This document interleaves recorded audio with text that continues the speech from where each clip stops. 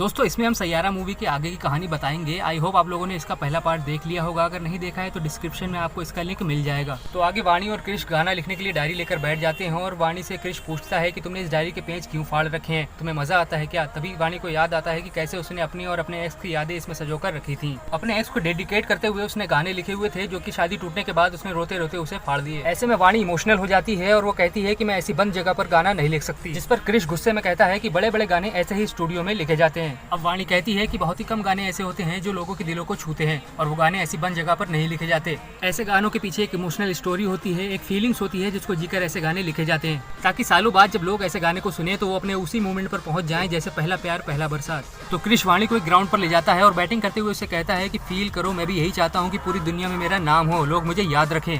अब वाणी क्रिश को as a rock star imagine करने लगती है और गाना लिखने लगती है, जिसके बाद क्रिश उस गाने को गाने लगता है और वाणी को सारा शहर घुमाता है। ऐसे ही 2-3 दिन बीत जाते हैं। ऐसे ही घूमते हुए क्रिश को एक दिन एक शराबी आदमी दिखता है जो कि उसका बाप होता है, लेकिन उसे देखकर वो अपनी गाड़ी घुमा लेता है। अब गाना बनकर तैयार हो जाता है और वो प्रिंस को बहुत पसंद भी आता है, लेकिन वो क्रिश से कहता है कि इसमें रैप तो है ही नहीं और प्रिंस का कोई भी गाना बिना रैप के नहीं होता। ऐसे में क्रिश उससे कहता है कि रैप के साथ गाना 2 दिन में तैयार हो जाएगा, जिसे सुनकर वाणी नाराज हो जाती है और वो कहती है कि गाना हम दोनों ने एक इमोशनल फीलिंग के साथ बहुत ही मेहनत से बनाया है और तुम इसे चेंज कर रहे हो। लेकिन क्रिश उसकी नहीं सुनता और वो कहता है कि गाना मैंने इसलिए बनाया था ताकि प्रिंस उसे परफॉर्म करे और मेरा नाम हो और मुझे पैसा मिले, मैं ऐसे गरीबी में घुट घुट कर नहीं मर सकता। इसके बाद कुछ पुलिस वाले क्रिश के बाप को लेकर आ जाते हैं जो कि वहाँ पर हंगामा करने लगता है, जिसे देख क्रिश को गुस्सा आता है और वो उसके मुंह पर पैसे मारकर कहता है कि जा दारू पी और मर जा जाकर। ये सब पीछे खड़े होकर वाणी देख रही थी। अब क्रिश रात को उसी ग्राउंड पर वापस जाता है जहाँ वाणी जाकर उससे मिलती है और कहती है लो मैंने रैप के साथ गाना लिख दिया है। अब वाणी उसे अपना पास्ट बताती है कि कैसे महेश ने उसे धोखा दिया था और वो पूरी तरह से टूट गई थी, जिसके बाद मेरी लाइफ में तुम आए और मैं फिर से लिखना सीख गई, हंसना सीख गई। जिसके बाद वाणी क्रिश से कहती है कि मैं तुम्हारे लिए भी सेम करना चाहती हूँ और क्रिश कहता है हेल्प मी। अब वो दोनों जाते हैं और क्रिश के बाप को ढूंढ कर उसे एक अच्छे हॉस्पिटल में एडमिट कराते हैं, जिसकी फीस बहुत ज्यादा थी। अब क्रिश विनीत के पास और पैसे मांगने जाता है, जिसके बदले वो उससे कहता है कि तुम्हें गाने से अपना नाम और सारे कॉपीराइट्स हटाने होंगे।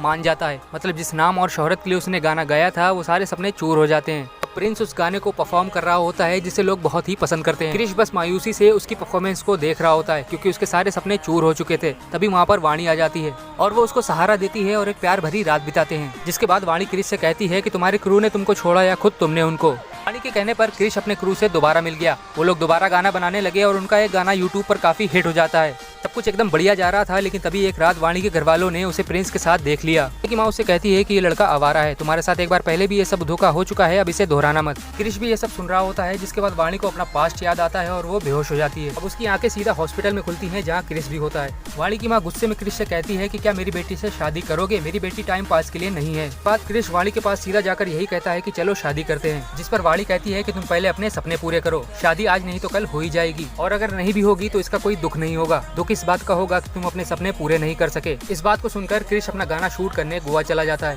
जहां 500 से भी ज्यादा क्रिश के फैंस उसका इंतजार कर रहे थे। अब क्रिश थोड़ा फेमस हो चुका था और उसके गानों पर इंस्टा रील्स भी बन रही थी। तभी प्रिंस का मैनेजर विनीत भी क्रिश के क्रू को साइन करने वहां पर आ जाता है। वहीं दूसरी तरफ वाणी की रिपोर्ट आती है जिसमें उसको भूलने की बीमारी हो गई थी। वो धीरे धीरे अपना पास्ट भूल रही थी। अब वाणी अपने घर जा रही होती है तो रास्ते में उसे क्रिश मिलता है। वो उसे कहता है कि मुझे काफी लोग पसंद करने लगे हैं, मैं एक अच्छा सिंगर तो था ही, लेकिन मुझे एक अच्छा इंसान तुमने बनाया, अब मुझे तुम चाहिए, वो भी हमेशा के लिए। ये सुनकर वाणी उसे अपनी बीमारी के बारे में नहीं बताती है। तभी वाणी के ऑफिस में एंट्री होती है महेश अय्यर की, जिसने वाणी की कंपनी को खरीद लिया था। महेश वाणी को कंपनी की पार्टी में बुलाता है और इधर क्रिश भी अपने कंसर्ट के लिए बाहर जा रहा था। अब वाणी अपने एक्स की पार्टी में जाती है जहाँ पर महेश उसे फ्लर्ट करने लगता है, जबकि वाणी ये भूल चुकी थी कि उसने उसे धोखा दिया था। वाणी को लगता है कि वो लोग अभी भी साथ हैं, जिस पर वाणी कहती है कि हमारी तो शादी होने वाली है, जिस पर महेश उस पर हंसता है। वाणी कंफ्यूज होकर महेश का हाथ पकड़ लेती है और यहाँ पर एंट्री होती है महेश की वाइफ की। अगला पार्ट देखने के लिए कमेंट करें, वीडियो अच्छी लगी हो तो सब्सक्राइब करें। मिलते हैं इसके अगले पार्ट में, तब तक के लिए जय हिंद।